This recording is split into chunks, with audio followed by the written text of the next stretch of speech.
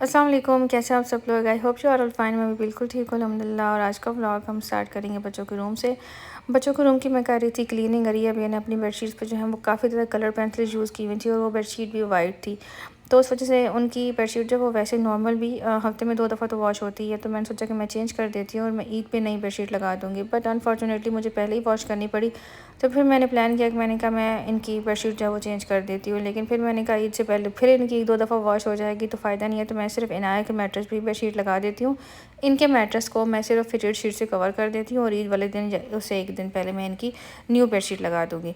इनाया अपनी बेडशीट काफ़ी साफ़ रखती है, बिल्कुल गंदी नहीं करती। उसके बाद बारी आ जाती है मेरी रूम की। अच्छा, मैंने पाकिस्तान से फिर बेडशीट मंगवाई है। मेरे जेठ जो है वो पाकिस्तान गए हुए थे और मैंने उनको बोला कि वापसी मेरी जो है वो बेडशीट्स लेते आना। वो ले तो आए थे लास्ट ईद पे, लेकिन क्योंकि वो रियाद में होते हैं तो रियाद से यहाँ पे आने में काफ़ी टाइम लगेगा। तो वो बेडशीट्स जो है मुझे अभी रिसीव हुई हैं। उनमें से एक बेडशीट ये है कि जिसको मैंने आते ही बिछा लिया। हालांकि मैंने ईद के लिए एक और नई बेडशीट ली है जो कि मैं लगाऊंगी, मैं आप लोगों को दिखाऊंगी। तो मैंने 3 बेडशीट जो हैं और भी मंगवाई। टोटल मैंने 4 मंगवाई हैं। ये ब्लू वन और द ब्राउन वन, ये मेरी पाकिस्तान में बहुत ज़्यादा रेगुलर बेडशीट्स जो हैं मेरी यूज़ होती रही हैं। बट जो मिडल में है ये वाली जिंक ब्लू सा कलर है इसका, ये मेरी ना यूज़ नहीं हुई, बहुत कम यूज़ हुई है मेरी। ये मैं तब यूज़ करती थी जब किसी कोई गेस्ट ने आना हो। खैर उसके बाद ग्रीन वाली तो बिल्कुल ही नहीं हुआ ना, इसको तो मैंने टच भी नहीं किया। जैसे मैंने अनबॉक्स किया था और बस फिर ये मेरे साथ आ ही नहीं पाई क्योंकि मेरे पास सामान बहुत था। उसके बाद मैं चली गई थी हॉस्पिटल। मेरे टेस्ट होने थे जो कि काफ़ी टाइम से पेंडिंग पड़े हुए थे क्योंकि हस्बैंड के पास टाइम नहीं होता, वो वीकेंड पे आते हैं। फ्राइडे को डॉक्टर नहीं होते, सैटरडे को डॉक्टर हों तो मेरा अप्रूवल नहीं आता। अगर अप्रूवल आ जाए तो रिपोर्ट नेक्स्ट डे मिलती है। तो ये काफ़ी लंबा प्रोसीजर था। तो फिर इस दफ़ा मेरी वजह से वो घर पे थे तो मैंने कहा करवा लेते हैं।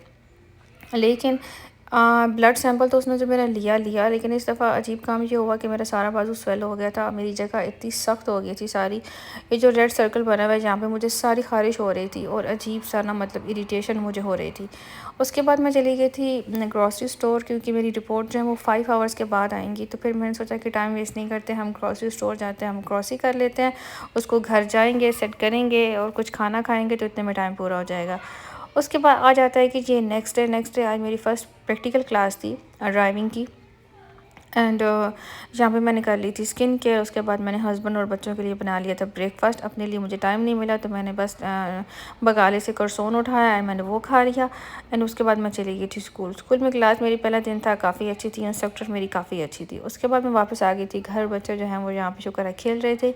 ब्रेकफास्ट कर लिया था इन्होंने, इतना ज़्यादा इन्होंने अपने बाबा को जो है वो तंग नहीं किया था। हस्बैंड जो है वो अपने ऑफिस का काम कर रहे थे। तो यहाँ पे हस्बैंड से मैं पूछ रही थी कि आप खाने में क्या खाएंगे। हालांकि मुझे पता था कि उन्होंने खाने में क्या खाना है, लेकिन फिर मैंने कब पूछ लेती क्योंकि लास्ट नाइट को मैंने इनको सब्ज़ी बना के दी थी और इस वजह से इनका मूड जो है वो ख़राब था कि भाई सब्ज़ी क्यों बनी है। तो मैं सुबह जाने से पहले मटन जो है वो बाहर निकाल के गई थी ताकि वो अच्छी से ज़रा मेल्ट हो जाए क्योंकि मेरे पास कुकर नहीं है और फिर मैं आऊँगी तो फ़ौरन से उसको मैं यखनी बनाने के लिए रख दूँगी। तो यहाँ पे बस मैंने थोड़ी सी देर जो है वो 5 से 10 मिनट में बैठी होंगी और फिर मैंने इनके साथ गप्पे शप्पे लगाए। गप्पे लगाने के बाद फिर मैंने फ़ौरन से जो है वो यखनी रख दी थी क्योंकि आज मैंने बहुत सारे काम करने थे। तो सबसे पहले इसमें मैंने ऐड कर दिया था धनिया, देन मैंने इसमें ऐड कर दिए थे गार्लिक, फिर खड़े मसाले ऐड कर दिए थे। फिर उसके बाद मैंने ब्लैक पेपर भी ऐड किया था ताकि ज़रा स्मेल वगैरह ख़त्म हो जाए। साल्ट भी मैंने ऐड किया था थोड़ा सा, बट वो मैंने रिकॉर्डिंग जो है वो नहीं की। फिर उसके बाद मैंने ज़ीरा ऐड कर लिया था। फिर साथ ही साथ जितनी देर में मेरी यखनी जो है वो रेडी हुई थी उतनी देर में मैंने अपना फ्रीज़र जो है वो साफ़ कर लिया था क्योंकि मैंने रमज़ान में किया था और उसके बाद फिर मैंने नहीं किया था। तो अब मैंने सोचा कि वो भी कर लेते हैं। फिर जब मैं वहाँ से फ्री हुई तो मैं इतने में मेरा मटन जो है वो अच्छे से हो गया था, कुक हो गया था। तो देन मैंने साथ में ही मसाला बनाना स्टार्ट कर दिया राइस के लिए।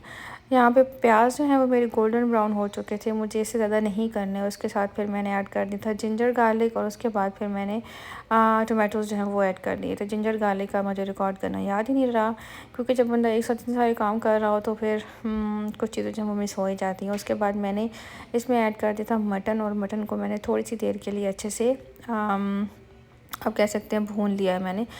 और उसके बाद फिर मैंने इसमें योगर्ट में जो है बिरयानी मसाला डाला और उसके बाद फिर मैंने इसको कर लिया था अच्छे से मिक्स।